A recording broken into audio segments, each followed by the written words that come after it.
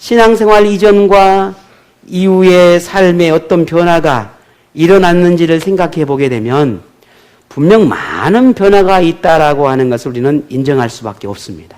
정말 많이 변했습니다. 그럼 언제 하나님의 품으로 오셨습니까? 기억이 납니까? 10년 전, 20년 전. 그때 그 계기는 어떠셨습니까? 어떤 계기로 하나님의 품에 오셨습니까? 자, 그런데 이런 우리의 삶의 변화가 어떤 사람에게는 긍정적으로 다가오기도 하지만 어떤 사람에게는 그렇지 않는 경향도 있습니다. 이런 변화의 반응이 서로 다른 이유는 하나님을 더 가까이 할수록 자신의 것을 내려놓아야 할 것들이 더 많다는 것을 인정하기가 쉽지 않기 때문입니다. 하나님 밖에서의 생활 습관이나 가치관의 변화가 일어나야 하고 때로는 누리고 즐겼던 것들을 우선순위에서 밀려나야 한다라고 하는 것이 때로는 고민으로 갈등으로 다가옵니다. 지금 이 시간이면 나는 예전 같았으면 뭘 하고 있었을 것이고 지금 이런 상황이었으면 예전 같았으면 뭘 하고 있을 건데 내가 지금 왜 여기 와 있나? 내가 왜 이러고 있나? 내가 왜 이래야만 하는가? 이런 고민과 갈등들을 경험하는 사람이 참 많습니다. 의외로. 그러나 그렇게 자신의 생활 속에 묻혀서 살아가는 사람도 있고 여전히 그와 같은 것들을 끊어내지 못하고 고민과 갈등을 하며 살아가는 사람도 있는 반면 온전히 하나님 안으로 들어오고 하나님을 우선순위로 삼는 긍정의 삶을 살아내는 사람들도 우리의 생각보다 훨씬 더 많습니다. 그들의 삶은 그렇지 않은 사람들과 분명 다릅니다. 하나님과 함께 누리는 생활에서의 즐거움이나 하나님을 섬기는 신앙생활에서 오는 또 다른 기쁨이나 행복이 있다는 것을 그들은 발견했기 때문입니다. 물론 이것을 깨닫기까지는 어쩌면 시간이 필요했는지 모르지만 분명 하나님을 통해 얻게 되는 인생의 만족은 더 크고 더 많고 더 신난다는 것을 그들은 알게 되었습니다. 그 중에 우리도 어쩌면 그 한 사람이 아닙니까? 여러분 어떠십니까? 하나님 안에서 그런 삶이 있다는 걸 발견하셨습니까? 아니면 아직도 과거를 돌이켜보며 내가 지금 이러고 있을 때가 아닌데 라는 생각들이 찾아옵니까? 이거 잠깐 예수님을 믿는 이유, 예수님을 경외하는 이유를 발견하기까지는 누구나 방황하고 고민할 수 있습니다. 저도 예외는 아니었죠. 그렇게까지 얼마나 많은 시간이 필요했는지 모릅니다. 여러분도 그러셨을 것입니다. 그러나 그 방황이 길어지지 않도록 해야 합니다. 그 방황이 길어지면 길어질수록 우리의 인생은 그만큼 손해보는 겁니다.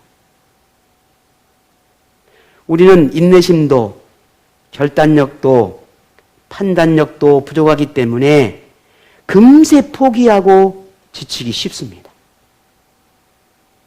지금도 수많은 사람이 예수님을 구주로 믿고 고백하기도 하지만 신앙생활을 포기하고 세상으로 돌아가는 사람들도 부지기수라는 것을 우리는 알아야 합니다. 설령 하나님을 완전히 버리지 않았다 하더라도 영적인 능력 안에서 머물지 못하고 세상에서 머물던 그때의 모습과 다르지 않게 살아가는 그런 사람들도 여전히 있습니다. 어쩌면 우리도 그들 중에 한 사람이 될 수 있다는 것을 우리는 알아야 합니다. 나도 어느 날 그런 수많은 어떤 이유로 인해서 과거의 아름다운 하나님 안에서 삶보다는 내 중심의 삶으로 바뀌어버릴 수 있다는 겁니다. 성령이 충만하고 은혜가 충만했던 그때의 그 모든 삶을 다 싸그리 사라져버리고 이제 나만 남는 그런 삶을 살아가고 있을 수도 있다는 겁니다. 결코 그것은 하나님 나라에 합당한 삶이 아닙니다.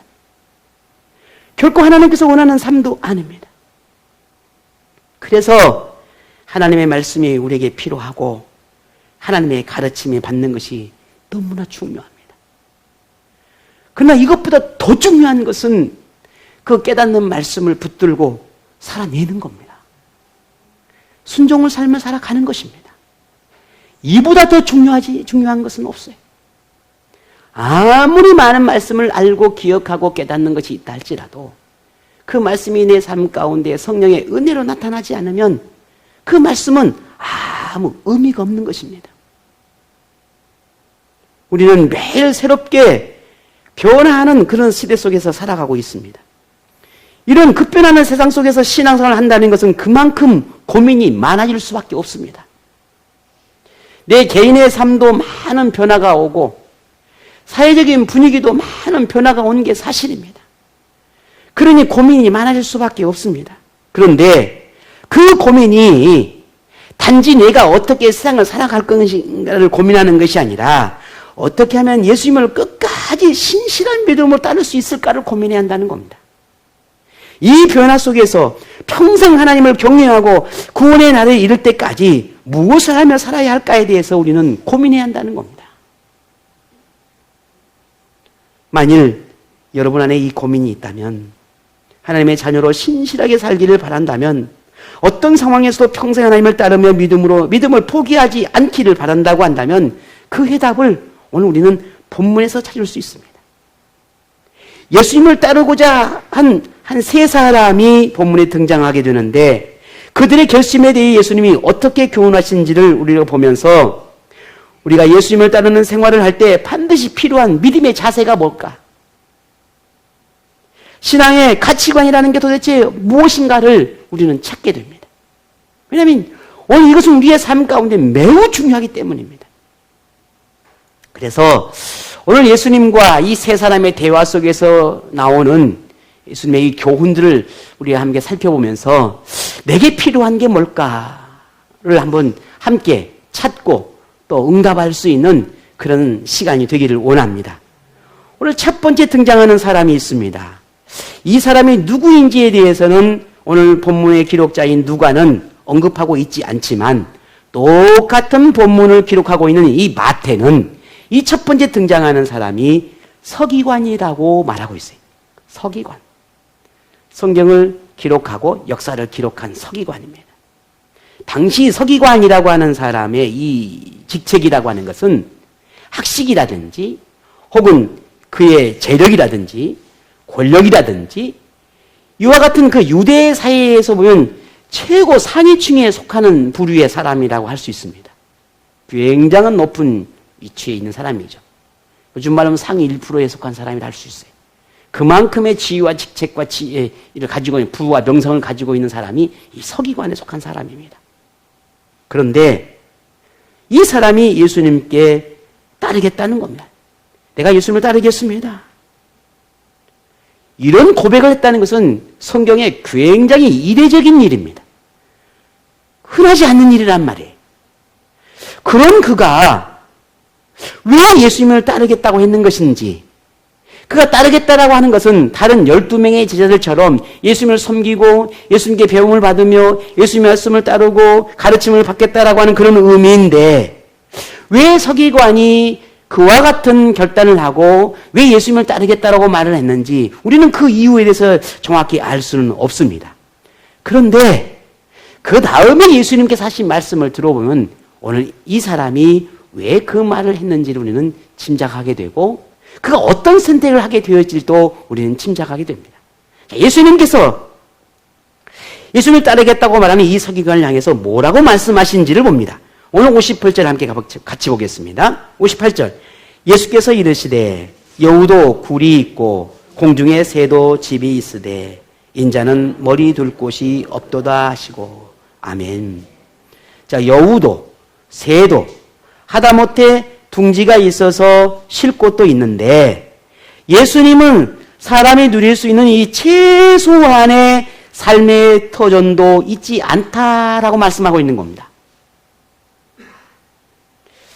좀 더 말하면 서기관이 너가 생각하는 것과 너가 기대하는 것과는 나는 전혀 다르다라는 겁니다.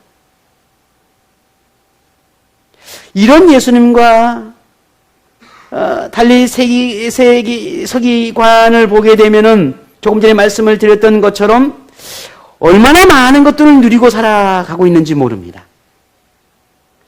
최고층의 부류에 속한 사람이니 얼마나 많은 걸 누리고 살아가겠습니까?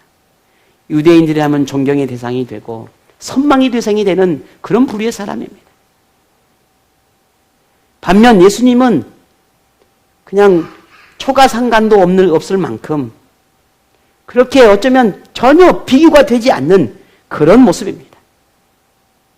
서기관이 스승으로 삼겠다는 예수님의 모습에서 기본적인 삶도 보장받지 못할 만한 그런 삶을 살아가고 있는데 그런 예수님을 따르겠다?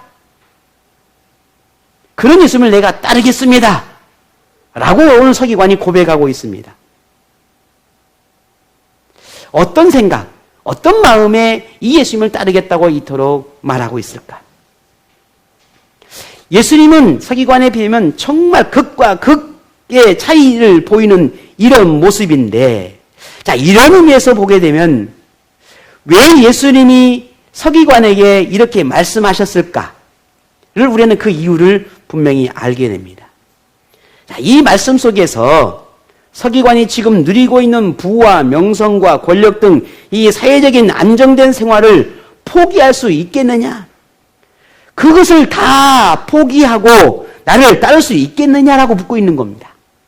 너와 나의 삶을 보면 겉으로 보여지는 걸 봐도 그 무엇을 봐도 비교될 수도 없는데 네가 스승이라고 말하는 나를 따르겠다고 하는데 비교도 안 되는 나를 따를 수 있겠느냐? 그러려면 네가 지금 누리고 있는 그 모든 걸 포기해야 될 것인데 그럴 수 있겠느냐? 라고 묻고 있는 겁니다. 그러면 나를 따를 수 있을는지 모르겠다는 거예요. 그러면 나의 제자가 될 수 있지 않겠냐는 거예요. 여러분 어떻게 생각하십니까? 예수님의 말씀을 드리는 서기관은 어떤 생각을 했겠습니까? 그러죠. 예수님은 항상 제자들 12명을 데리고 그저 이 마을, 저 마을 돌아다니는 게 전부예요. 물론 많은 사람들에게 존경을 받고 뭔가 많은 사람들이 추앙하고 따르는 것은 참 굉장한 슈퍼스타와 같은 분위기 때문에 분명한 이유가 있을 거라고 생각을 했을 거란 말입니다. 어쩌면 서기관이 거기에 뭔가 매료를 느꼈는지도 모르지요. 하지만 예수님에게는 줄 수 있는 게 아무것도 없어요. 서기관이 생각하는 것과는 전혀 달라요. 오히려 거꾸로 서기관은 자기 것을 포기해야 돼. 그래도 예수님을 따를 수 있겠느냐라고 묻고 있는 겁니다. 자, 오늘 우리를 한번 보십시다. 우리는 오래전부터 예수님을 따르겠다고 고백하고 지금까지 믿음으로 살아온 사람들이죠. 짧든 그게 길든. 자, 그렇다면 우리는 예수님을 따르는 생활을 하고 있는가 하는 거예요. 자, 이 질문이 여러분 어떻게 들리십니까? 내가 예수님을 따르는 생활을 하고 있는가? 그 말은 오늘 서기관에 똑같은 질문을 하는 것입니다. 내가 가지고 있는 부와 명성과 재력과 권력과 지위와 그 모든 것들을 다 포기하고 예수님의 삶과 똑같은 삶을 살아낼 수 있겠느냐고 묻고 있는 거예요.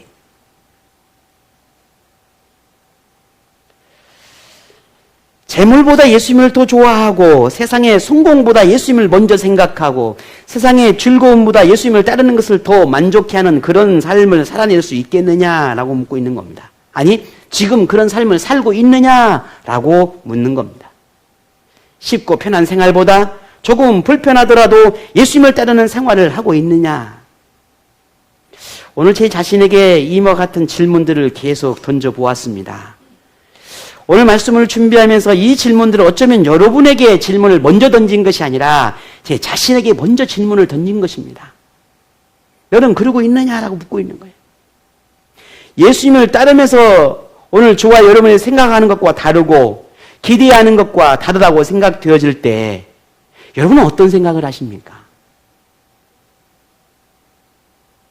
내가 바라고 원하는 것들이 어느 날 다 이루어진 것 같은데 시간이 흐르고 또 흐르다 보니 그 모든 것들이 기억 속에서 사라지게 되고 점점 더 아늑한 먼 옛날의 이야기가 되어지고 지금의 현실의 삶의 현장 속에는 나만 없는, 하나님이 존재하지 않는, 내 영혼도 내 가슴 속에서 하나님의 뜨거움이 사라져버리는 냉랭한 믿음의 삶을 살아나가고 있는 오늘 우리의 모습들 속에서 그럼에도 불구하고 나는 여전히 하나님이 원하시는 그 믿음의 삶을 따라가 살아가고 있느냐라고 질문하고 있는 겁니다.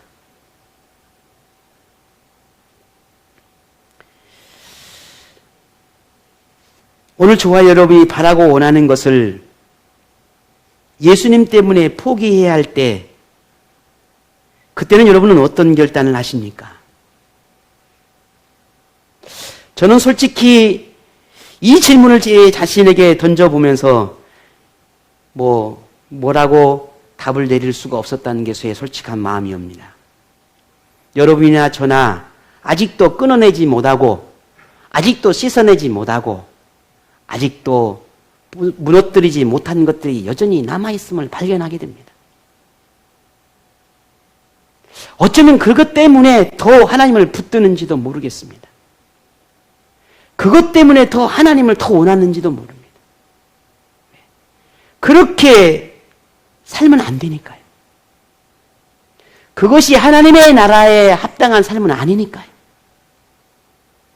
그것이 구원을 이루는 삶은 분명 아니니까요.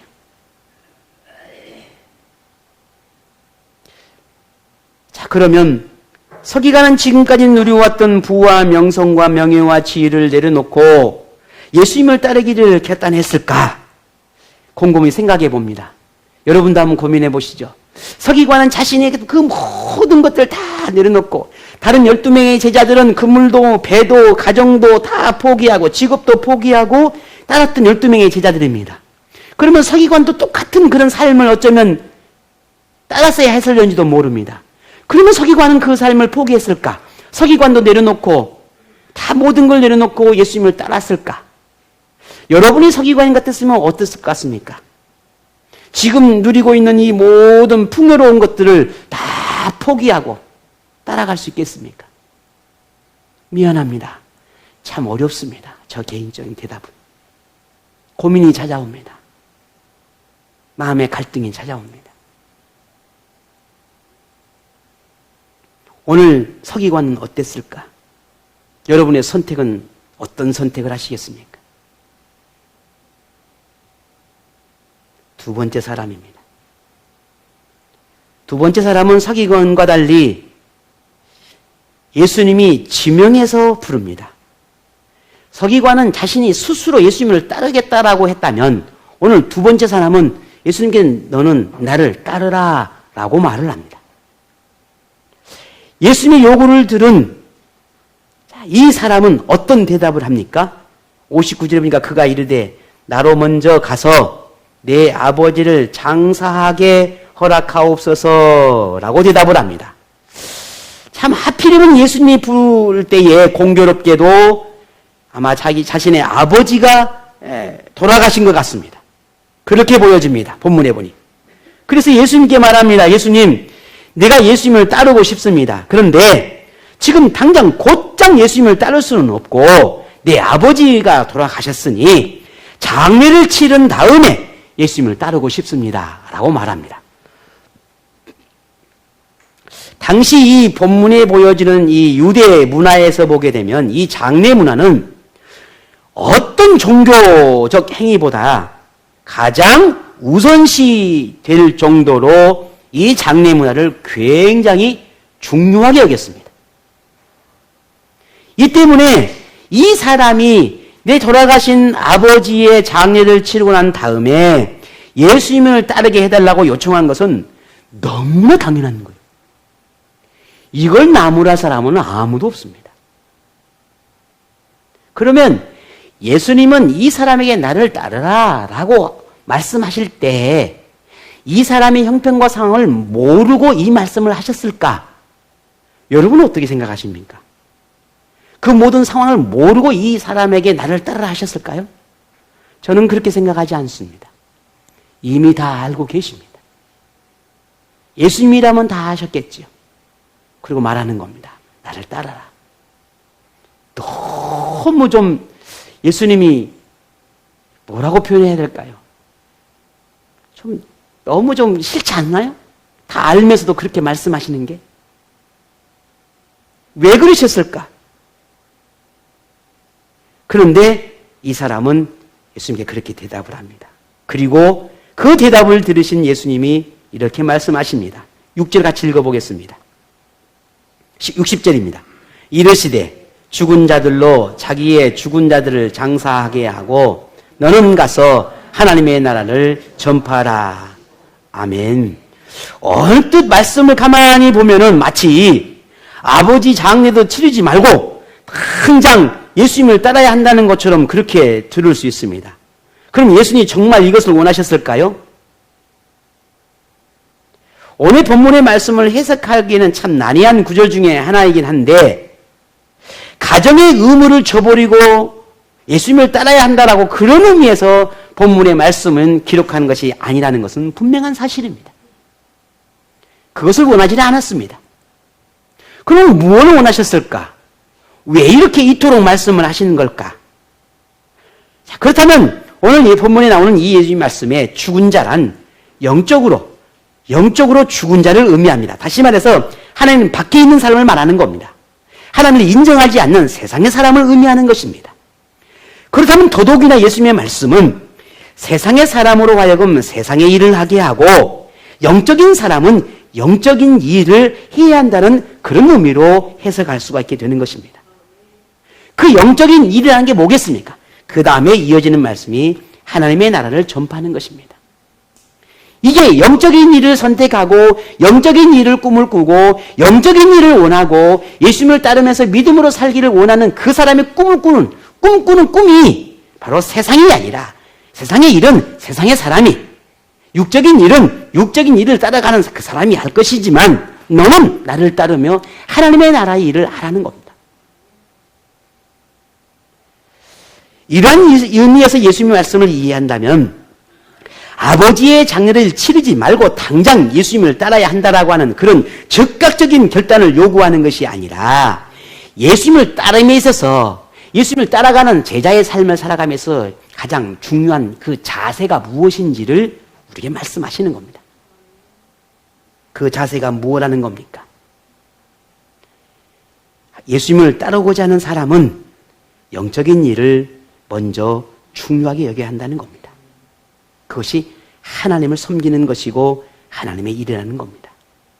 우리가 늘 여러분이 듣는 우선순위에 대한 가르침입니다. 만일 우리의 우선순위를 결정해야 할 때 세상의 것과 혹은 자신이 좋아하는 그 어떤 것을 내려놓아야 하는 그런 선택이 필요할 때 혹 그것이 내가 내려놓아야 하고 포기할 때 내게 고통이 다가온다 할지라도 그것을 감내해서라도 하나님의 일을 우선으로 여겨야 한다라고 하는 그런 의미의 말씀입니다. 예수님을 따른다는 것은 그만큼 포기할 것이 참 많은 것 같습니다. 참 내려놓아야 할 것이 많습니다. 때로는 외면해야 할 것도 있습니다. 그렇다고 아무것도 가지지 말고 예수님을 위해서 모든 것을 내팽개쳐야 한다라고 하는 세상에 어떤 것도 필요치 않다라는 그런 의미가 아닙니다. 하나님의 일을 하기 위해 순서를 바꿔야 한다는 겁니다. 주일 아침이면 우리 아이들을 다른 날은 조금 내가 좀 이렇게 좀 자유롭게 하기지만 주일 아침 토요일이나 주일이 되면 제가 아이들을 조금 한마디씩 합니다. 토요일이 되면 애들아 내일 주일인데 오늘 일찍 자라. 그래 아침에 덜 피곤하니까.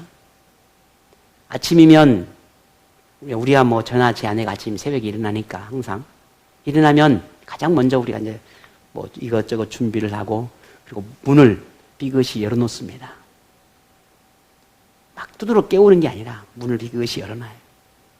그러면 저희와 제 아내가 밖에서 이것저것 준비하고 분주하느라가 조금 소리가 날 게 아니겠어요? 그럼 그 소리가 우리 아이들이 듣겠죠. 아, 우리 엄마 아빠가 벌써 일어나셔가지고 또 주일 준비하는구나. 문을 열어놓습니다. 그 시간이 지나면 문을 제가 활짝 엽니다. 제 아내가. 왜? 더 잘 들으라고. 문을 활짝 여는 거예요. 이제. 그럼 우리 아이들이 안 일어나죠. 어떻게, 얼마나, 여러분 다 해본 경험이잖아요. 우리 찬양이도 다 있습니다만요. 활짝 엽니다. 그러면 더 소리가 더 크게 들리죠.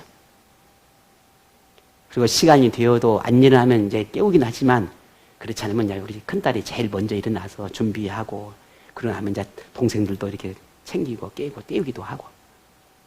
그렇습니다. 물론 얼마나 졸리고 피곤하겠어요. 여러분 그렇잖아요. 직장이며 이런 몸의 컨디션이며 아니면 한 주간의 삶이 얼마나 힘들고 또 야근을 하고 얼마나 지치고 힘듭니까? 그 몸에 주일에 하나님 앞에 예배를 드린다는 건 정말 큰 축복 중에 하나지만 그런 마음을 되잡고 내가 그리 해야겠다라고 하는 내가 마음을 먹는다는 것은 은혜 중에 은혜입니다. 그런 마음이 늘 우리 안에 필요하다는 거예요. 왜? 내 오늘만큼은 하나님 앞에 예배하는 게 내 삶의 가장 중요한 순간이니까. 오늘만큼은 내가 하나님을 배우는 것을 내 그 어떤 것보다 가장 소중한 것이니까. 내가 조금 육체가 피곤하고 지치고 힘들고 혹은 내가 뭔가 좀 바쁜 일이 계획이 있다 할지라도 그것만큼은 좀 뒤로 미루고 오늘 이 시간만큼은 이와 같은 우리의 삶에 하나님을 위해서 내 삶의 순서를 바꾸는 것입니다. 이게 주님을 따르는 삶의 모습이에요. 무엇을 더 중요하게 여겨야 하는지 그 중요함에 대한 바른 인식이 필요하다는 겁니다. 그 첫 번째가 하나님의 일이고 하나님을 따르는 것이고 영적인 일이 되어야 한다는 것이 오늘 이 두 번째 사람을 통해서 우리에게 주는 교훈의 말씀입니다. 자, 그러면 말씀을 듣는 오늘 우리 자신들을 한번 생각해 보십시다. 지금 여러분이 일상에서 가장 중요하게 여기고 가장 우선시 되어 있는 것이 무엇입니까? 오늘 여러분의 자신의 일과 하나님의 일을 선택해야 할 때, 여러분이 좋아하는 것과 하나님이 좋아하는 것을 선택해야 할 때, 여러분이 하고 싶은 것과 예수님이 바라는 것을 선택해야 할 때, 오늘 우리 자신의 육체의 안락함을 쉽고 편한 것을, 오늘 쉼을 얻는 것과 영혼의 즐거움을 얻는 것을 선택해야 할 때, 여러분은 어떤 선택을 하겠습니까? 우리는 분명 옳은 선택을 해야 합니다. 설령 조금은 힘든 결정을 해야 할지라도 그 선택함에 있어서 하나님이 우선되어야 한다는 겁니다. 그 선택에 따라 우리의 인생이 달라지기 때문입니다. 저는 늘 여러분에게 그런 말씀입니다. 오늘 한 번은, 오늘만큼은, 저는 그 오늘이라고 하는 것이 다음엔 두 번이 되는 겁니다. 그 한 번이 괜찮게 다가오면 두 번이 괜찮아집니다. 두 번이 괜찮아지면 10번이 괜찮아집니다. 10번이 괜찮아지면 평생 괜찮아지는 겁니다. 우리의 삶이 그렇게 습관이 되어지고 우리의 마음에 내 생각 속에 그렇게 찾아와서 내 스스로를 그렇게 위로하고 내 스스로 그렇게 괜찮다고 내 자신에게 그렇게 괜찮아, 그건 괜찮은 거야 라고 나를 격려하는 거예요.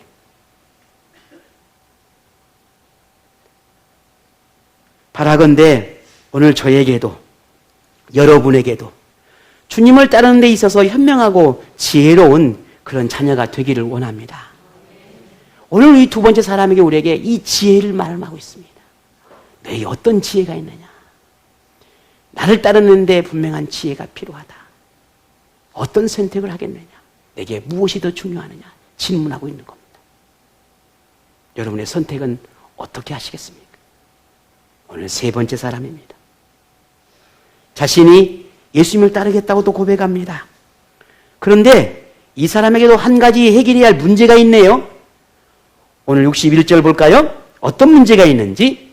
또 다른 사람이 이르되 주여 내가 주를 따르겠나이다마는 나로 먼저 내 가족을 작별하게 허락하소서 했습니다. 자, 어떤 마음에서 이 사람이 예수님을 따르겠다고 작정을 했는지는 알 수는 없지만, 근데 예수님을 따르겠다라고 마음은 먹었는데 그 마음 한켠에 내가 먼저 내 가족들에게 혹은 내 아내에게 혹은 내 남편에게 혹은 내 자녀에게 먼저 내가 예수님을 따르겠다라고 그 마음의 결단함을 먼저 이야기하고 이해를 구해야 되겠다라고 하는 그런 생각을 했다는 겁니다. 그럼 너무 당연하지 않아요?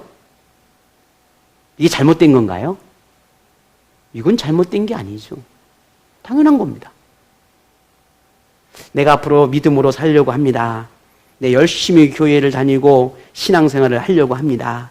내가 앞으로 교회에서 이렇게 헌신하고 이런 수고의 삶을 이제는 내가 내 인생에서 살아보려고 합니다. 내가 교사도 해보고 싶고 이제 찬양대도 하려고 합니다. 뭣도 하려고 합니다. 그래서 나는 수요일도 가서 기도해야 되겠고, 금요일도 가서 예배도 드려야 되겠고, 주일날 아침 좀 더 일찍 서둘러서 나가야 되겠고, 갖가지 이유가 이제 결단이 되어지고 내 마음 안에 그런 마음들이 찾아오게 되지요. 여러분들 다 그러지 않았습니까? 그런데 이걸 가지고 이 사람은 말을 하는 겁니다. 내가 그렇게 살겠다고라고 작정을 하겠으니 먼저 가서 내가 이 가족들에게 작별을 하겠다는 거예요. 그런데 이상하게 이 말씀을 들은 예수님이 다음의 말씀을 이렇게 합니다. 볼까요? 62절입니다. 같이 읽겠습니다. 예수께서 이르시되 손에 쟁기를 잡고 뒤를 돌아보는 자는 하나님의 나라에 합당하지 아니하니라 하시니라. 아멘. 자, 예수님이 이 사람에게 이와 같은 말씀을 하신 데는 이전에도 마찬가지지만 분명 이 사람의 마음을 꿰뚫고 있었기 때문에 이 말씀을 하신 겁니다. 이 말씀이 이 사람에게 굳이 필요치 않은데 할 필요는 없지 않겠어요? 필요하니까 했을 거란 말입니다. 그럼 왜 필요했을까? 왜 이 말씀을 하셨을까? 이 비유는 무엇을 의미하는 것일까? 우리가 한번 생각해 볼 필요가 있겠지요. 이 사람의 마음에는 단지 가족들에게 가서 내가 작별 인사를 하려고 단순히 그래서 내가 주님을 따르려고 작정했다라고 하는 그 말을 건네기 위한 것이 목적이 아니라 이 사람의 마음 안에는 분명 내가 예수님을 따르고 싶은 마음도 크지만 그 큰 마음만큼 그 마음 안에는 가족에 대한 염려와 걱정이 컸다라는 겁니다. 물론 그 걱정과 염려하는 마음이 어떤 마음이었는지는 알 수는 없지만 그러나 그 다음에 예수님의 이야기를 이어갈 때 우리가 짐작한다면 이 사람의 마음에는 혹 우리 가족 중에 내가 예수님을 따름에 있어서 반대하면 어떨까? 따르지 않도록 거부하거나 만류하면 어떡할까? 라고 하는 염려가 이 사람에게 있다라는 것입니다. 그렇다고 한다면 이 사람은 분명 그 가족이 만류하고 그 가족들이 예수님의 제자로서의 삶을 따라가는 것을 원하지 않는다면 이 사람은 포기할 거라는 겁니다. 그 마음이 예수를 따르고 싶은 마음은 있으나 가족이 원하지 않으면 이 사람은 예수를 따르지 않겠다라고 하는 그런 마음이 이 사람이 있었다는 거예요.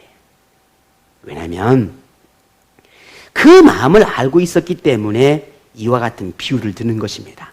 손에 쟁기를 잡고 뒤를 돌아보는 자는 하나님의 나라에 합당치 않다라고 하는 이 비유입니다.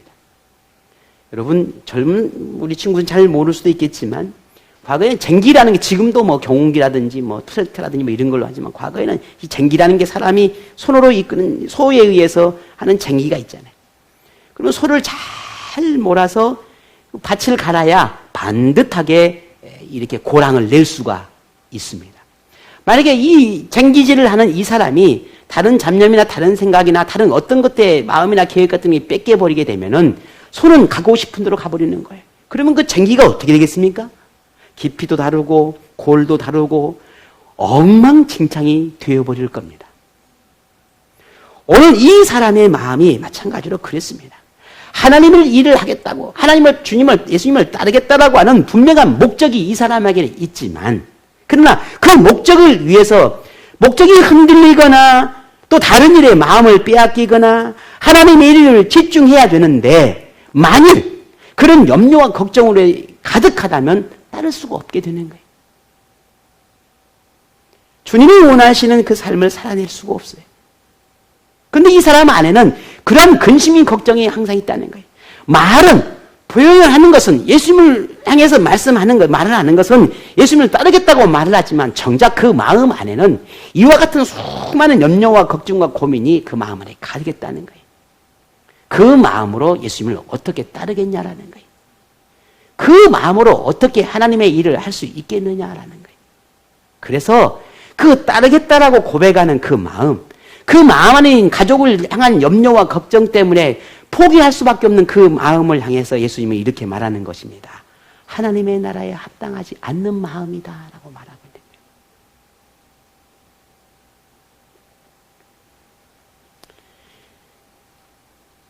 걸림돌을 만나면 쉽게 넘어지고 타협하고 포기할 수밖에 없는 사람, 오늘 이 세 번째와 같은 사람입니다.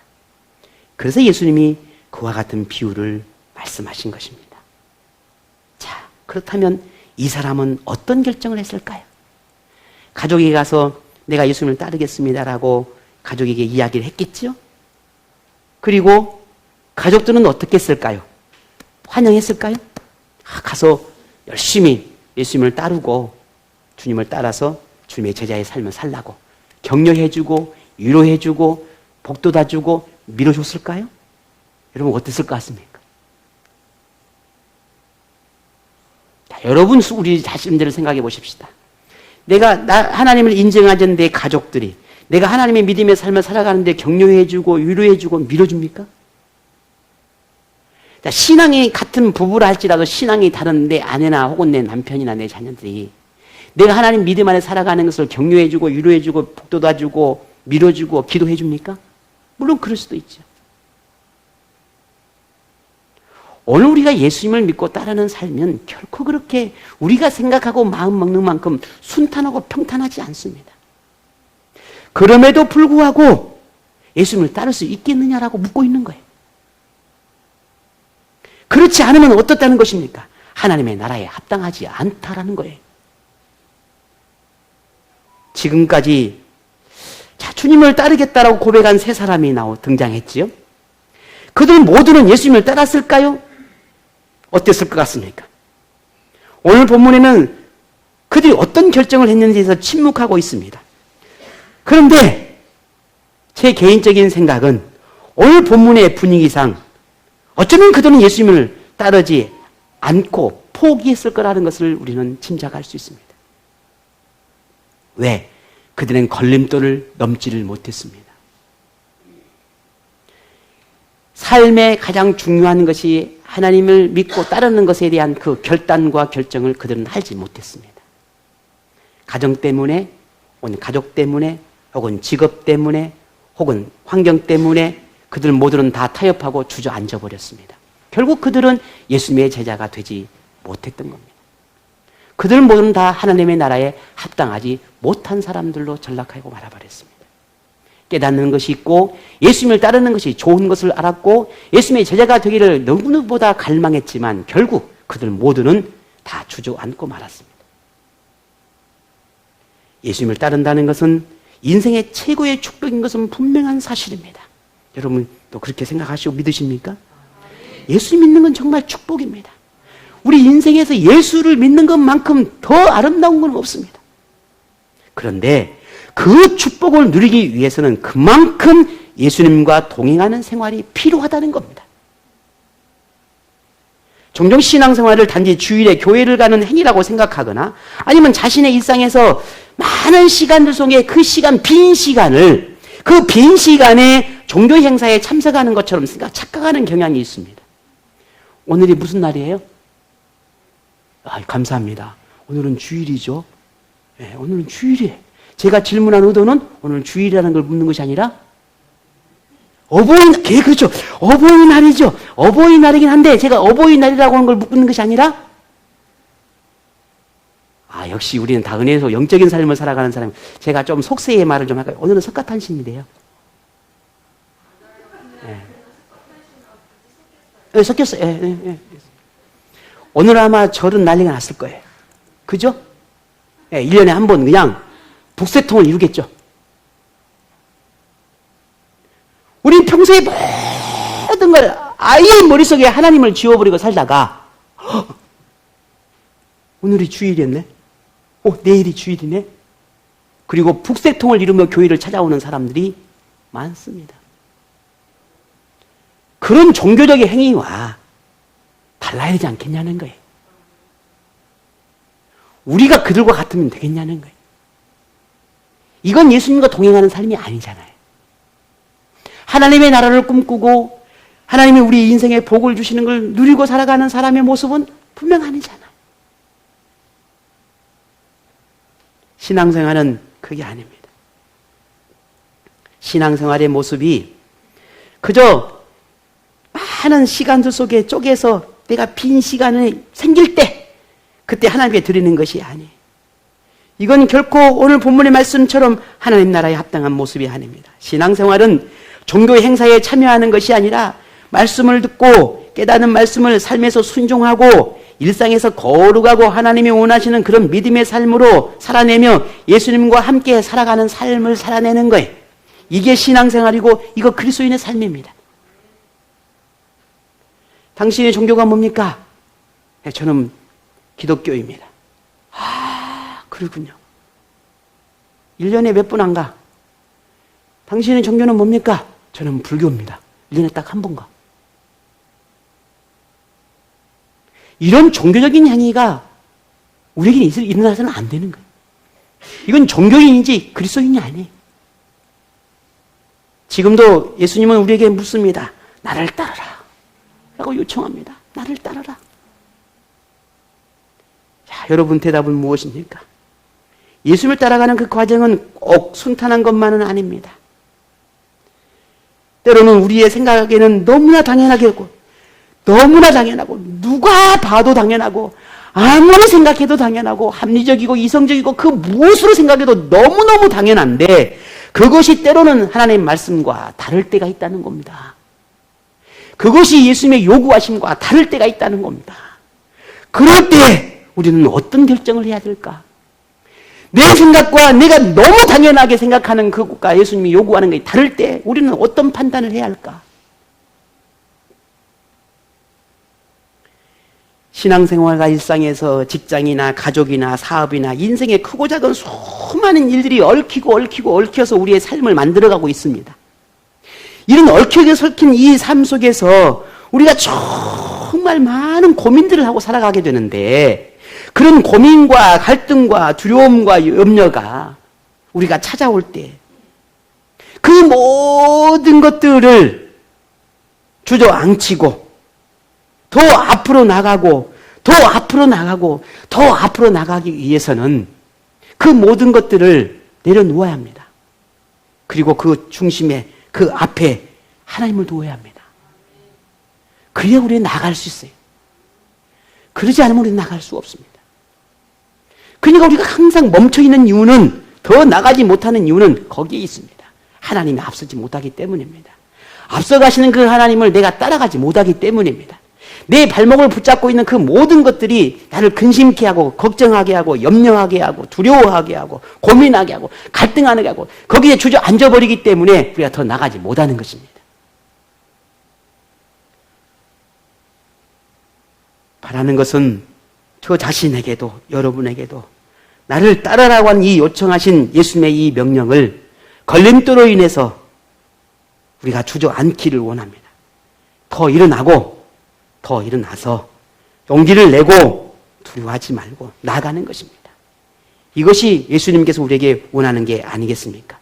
비록 부족하고 부끄러움이 있을지라도 비틀거리고 넘어질지라도 예수님을 따르는 것이 힘겹고 버겁게 느껴질지라도 자신의 많은 것을 포기하고 내려놓아야 하는 그런 아픔이 찾아올지라도 잘못된 선택으로 예수님을 실망하게 하는 그런 실수와 허물이 있을지라도 오늘 저와 여러분을 부르시는 그 예수님의 음성에 오늘 마음의 문을 활짝 열고 기쁨으로 따라가는 하나님의 자녀이기를 원합니다. 하나님은 베드로를 통해 이렇게 놀라운 말씀을 하셨습니다. 베드로 후서 2장 20절에 만일 그들이 우리 주 대신 구주 예수 그리스도를 알므로 세상의 더러움을 피한 후에 다시 그 중에 얽매이고 지면 그 나중 형편이 처음보다 더 심하리라 했습니다. 이걸 조금 더 쉽게 표현하면 이런 것입니다. 내가 예수를 믿어야 되는 것을 알고 믿었다가 내 삶에 나를 발목을 붙잡고 있는 것으로 인하여 내 삶을 다시 하나님이 믿지 않는 과거로 돌이켜보면은 지금의 현재의 삶은 과거의 삶보다 더 형편이 더 심하게 못되고 더 안 좋을 것이다 라고 하는 거예요. 더 심하게 될 것이다 라는 거예요. 우리 주변에 보면 참 이런 사람들 참 많이 봅니다. 여러분은 어떻습니까? 그러죠? 더 피폐해져요. 우리의 삶이 더 피폐해지고 더 우리의 삶이 더 오히려 이전보다 더 안 좋다는 것을 이미 오늘 본문의 말씀처럼 그대로 우리에게 이루어지는 걸 보게 됩니다. 그러니 붙잡으십시오. 앞으로 나아가십시오. 여러분, 우리는 어차피 완벽한 삶을 산다는 건 불가능한 사람들입니다. 넘어져요. 그렇지 않습니까? 고민과 갈등이 막 찾아와요. 이래야 될까 저래야 될까 얼마나 많은 방황이 찾아옵니까? 문제는 우리가 일어나는 겁니다. 오늘 예수님께서 우리에게 원하시는 게 바로 여기에 있습니다. 모든 상황과 환경이 비록 발목을 붙잡을지라도 예수님과 동행하는 이 신앙생활이 될 수 있도록 우리에게 노력하고 힘쓰는 그런 신앙생활이 되어야 한다는 겁니다. 그것을 우리에게 말하고 있는 겁니다. 신앙생활의 목적과 목표가 흐릿해져서는 안 됩니다. 분명히 해야 합니다. 앞으로 나가야 합니다. 하나님의 자녀라는 이 정체성을 잃지 않기를 바랍니다. 하나님의 나라를 품고 사는 오늘 우리는 하나님의 사람이다라고 하는 이 가치관을 여러분 결코 가볍게 여기지 않기를 바랍니다. 자신의 일로 예수님을 멀리하는 것이 당연한 것이 아니라 예수님 때문에 하나님 때문에 거룩한 것 때문에 내 자신의 것을 멀리하는 것을 당연하게 여기는 그런 믿음이 우리에게 필요합니다. 이걸 바뀌어서는 안 돼요. 내 것이 당연한 것이 아니라 하나님의 것이 당연한 것이 되어야 합니다. 오늘 사랑 우리 생명나무 모든 우리 제님들이 정말 아버지의 심정으로 부모의 심정으로 여러분에게 말씀을 드립니다. 예수님을 따르는 생활은 시련과 고난도 있습니다. 많은 고민도 찾아오고 갈등도 있고 수많은 방황도 찾아옵니다. 그건 우리 사람이 어쩔 수 없습니다. 그러나 그런 모든 것들을 우리가 또 이겨내고 견디며 과거로 돌아가려 하기보다는 앞으로 자꾸 전진해 가고 한 걸음 한 걸음 한 걸음이라도 내드리려고 하는 우리의 영적인 노력이 있다면 분명 지금의 우리의 노력과 비교할 수 없을 만큼의 하나님의 영광이 있다는 걸 우리 기억하십시다. 분명 하나님께 약속하셨지 않습니까? 그러니 다시 한 걸음만 더 나가십시다. 더 한 걸음만 더 나가십시다. 오늘도 여러분 용기를 내셔서 예수님과 동행하는 생활을 이어가시기를 바랍니다. 오늘 말씀을 다 붙잡고 한 걸음만 더 하나님이 원하시는 그런 믿음의 삶으로 나가셔서 하나님이 주시는 큰 기쁨들을 맛보고 하나님 나라에 합당한 사람이 되어서 우리가 살아가는 이 땅에서도 복도 누리지만 하나님의 영광도 이런 모두에게 임할 수 있는 그런 복이 임하기를 주의 이름으로 축복합니다.